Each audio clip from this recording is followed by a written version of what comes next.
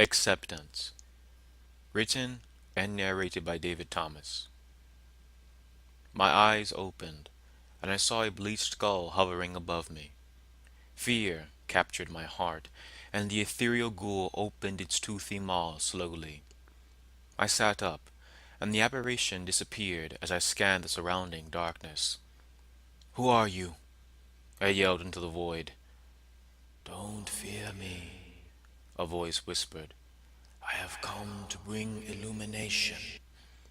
"I am in no need of light," I replied. "Now tell me, where am I?" There was a pause, and the wails of a baby abruptly came into being.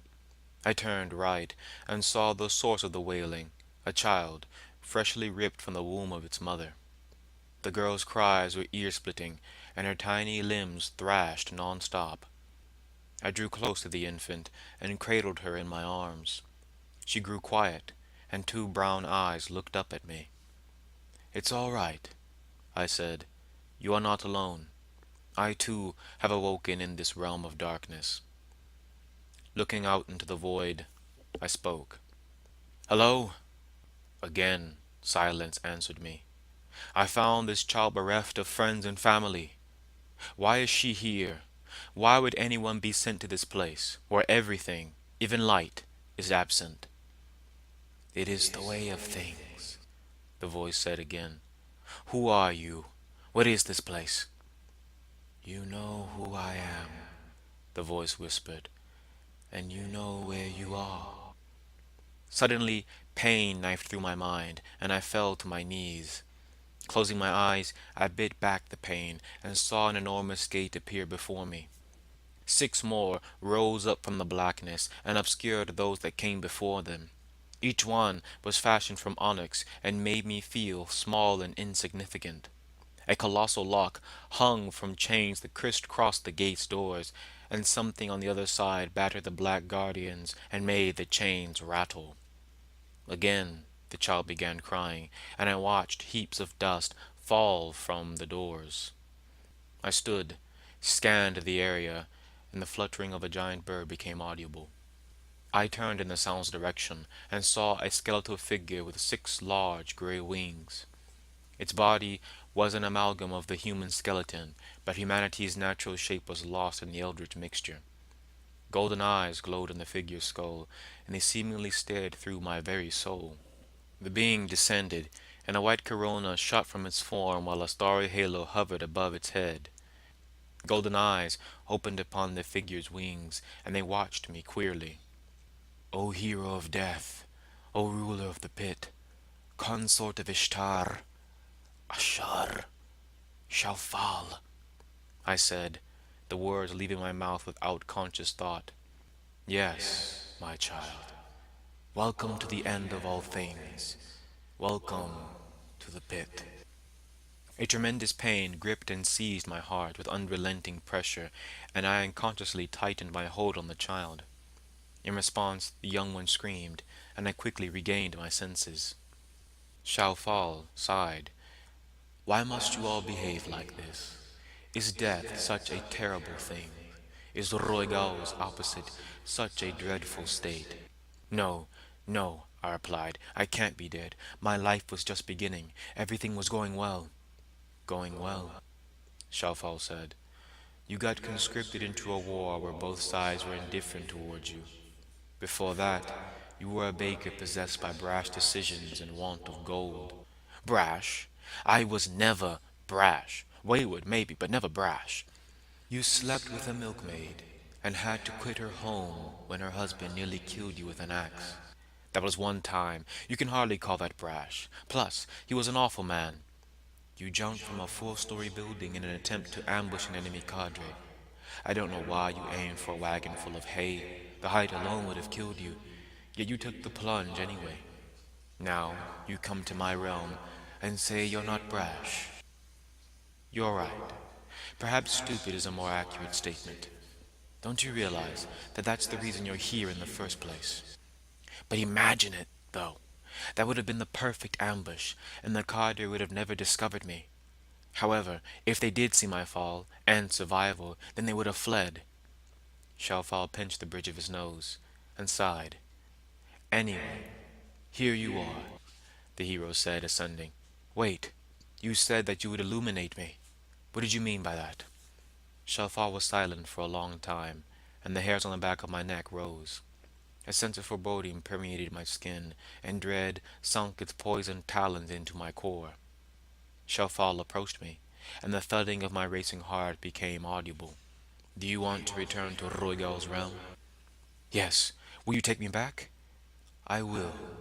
But first, you must take the child from me.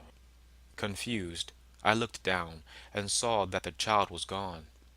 Looking up, I watched the infant stare at Shaoufal with curious eyes, and then laugh in his face. She has an indomitable will and an unfettered soul. What are you going to do to her? I said, just now feeling the power radiating from Shaoufal. Nothing, he said, and four stars from his halo began to orbit the child. A purple orb materialized around the girl and carried her aloft. I watched in silence, fearing what Shaoufal had planned for her, and when I turned to face the hero, he was nose to nose with me. I instantly jumped back, and he slowly began circling me, his golden eyes shining. To re-enter Roigal's realm, you must touch that orb and hold the child, Shaoufal said, pointing at the orb which was only 6 paces away. I looked at him, then at the orb, and smiled. Ha! No problem. I thought you were going to give me a challenge, but this is simple. Shaoufal's visage remained unmoved. Go. His words were icy, and I did as the hero commanded, but found my sandals stuck. I tried my best to free myself, but was met with failure until I untied my sandals and took 3 paces in the child's direction. Suddenly, as if falling into water, I began sinking. Again I struggled against this impediment, and quickly realized that failure would be my companion when my mother's voice came to me. When on a river, never paddle to the far shore. You'll only land farther downstream as a result. Instead, go farther upstream and then head for your destination. Remember, never fight the current. You'll only be drowned. I did as my mother suggested and gave in to the sinking sensation. When I re-emerged, the ground underfoot was solid, and I took 2 paces and came crashing to the earth. It felt like an elephant was laying on my back, and I gasped for air. Looking up, I watched the infant age rapidly and poured all of my strength into standing. I took another step, reached for the middle-aged woman in the orb, and once more met the earth. She looked at me with terrified features as her black hair turned white and her skin lost its tension. The woman began banging on the orb, but her strength failed as she withered away. Tears ran down my cheeks, and I spoke. You liar, Shaoufal, you devil, you fiend. You said that you weren't doing anything, and yet you kill an infant before me. As stated previously, I have done nothing wrong. That child was a clay figurine, a vessel, a doll that possessed a hint of the breath of life. Rezifal had already woven her thread, and she was destined to live a short life. You made sure of that. What do you mean, you devil? I didn't kill her, you did. Suddenly, I was airborne and nose to nose with the hero. Watch your tongue, my child. Remember who you're speaking to. I swallowed hard. Did you not say that you wanted to return to the land of the living? Did you not desire Roigal's gift?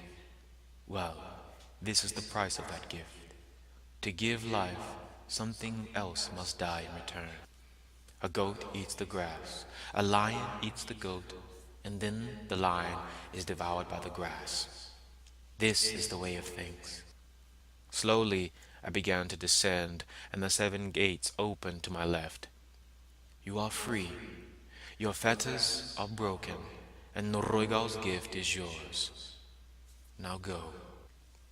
I stared at Shaoufal, turned to the gates, and stared at the white light shining from them. I stood there a long time, a very long time. No, I said, I won't go against the will of the tapestry, of Rezifal. My life is over, and the death of that little one has shown me how precious it was. I sat cross-legged. I will remain here, where I belong. Shaoufal smiled and spoke. Truly, you are worthy of the most precious gift. He touched my forehead, and my thoughts became completely still. I give you humanity's most sought desire, peace. Now you'll join our brothers and sisters as they dance with Providence. I closed my eyes and drifted into the void.